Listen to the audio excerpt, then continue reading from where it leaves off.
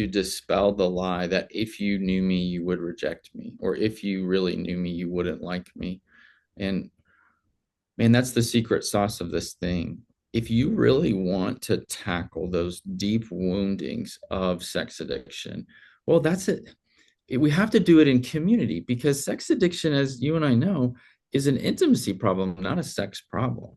Okay. It's a difficulty that I have connecting and bonding with others, going to another human relationship to get my needs met in healthy ways, not in compulsive or transactional ways.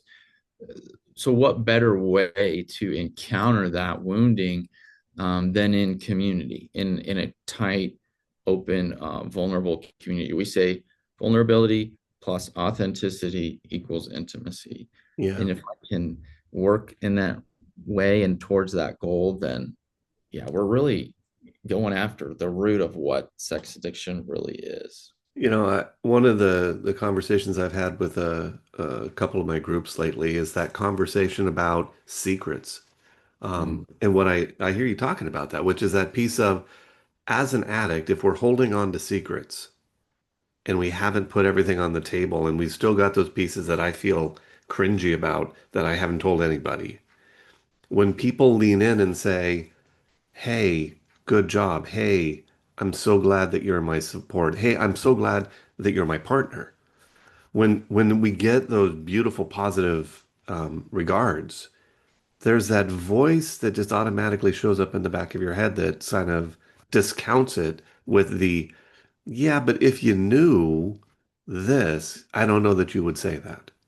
And when addicts, and this is what I hear one of the beauties of your program is like you got this group and you're going through and you're building trust so that people can step in and put the cringiest of the cringy stuff out there and take a risk to do that and see the response, which what we know as we do this trauma work and this healing work may not be, hey, that behavior was okay or acceptable. It might be that behavior was completely inappropriate, but I'm so glad you're here. I'm glad you're working on it.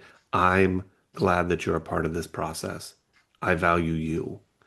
And separating, acceptance of the behavior from acceptance and love of the individual.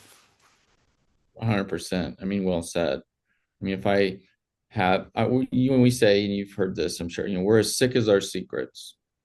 We're not going to let in um, the positive cognitions, okay, the truth about who we are, that I am worthy of health, okay, that I am worthy of healing, that I am worthy of good things. These are fundamental beliefs, because what a trauma survivor who has cultivated a sex addiction to regulate the dysregulation around their trauma, what they fundamentally believe is that I'm a bad person. I am not worthy of good things and health. I'm not worthy of love and connection. And Tim, why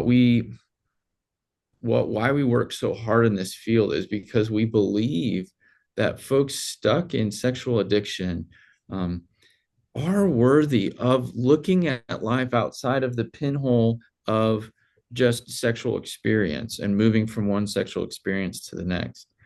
But we also know that you have to believe that you are worthy of healing and recovery in order to really engage in it. I can't sober myself into worthiness.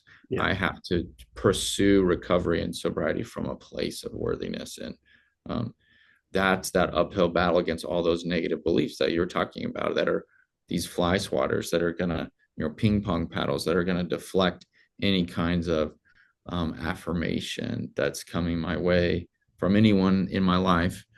Um, and that cohort experience says, the worst things that I've ever done, and you still believe these things about me as a person, not Yeah. the behaviors that I engaged in my addiction, but me as a person. And I believe, down to my bones, that what humans long for more than anything is to be fully known and fully loved.